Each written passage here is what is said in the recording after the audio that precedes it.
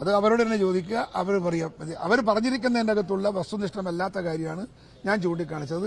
അങ്ങനെ KPCC തലത്തിൽ വന്നിരിക്കുന്ന എല്ലാ പരാതികൾക്കും ഞാൻ പരിഹാരം ഉണ്ടാക്കി കൊടുത്തിട്ടുണ്ട്. അതുപോലെ തന്നെ പാർട്ടിക്കകത്തും അർഹതപ്പെട്ട പോസ്റ്റ് കൽപ്പിച്ചൊക്കെ കൊടുത്തിട്ടുണ്ട്.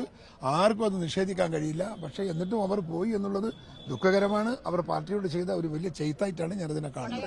ഓക്കെ, ഒരു തിരിച്ചടി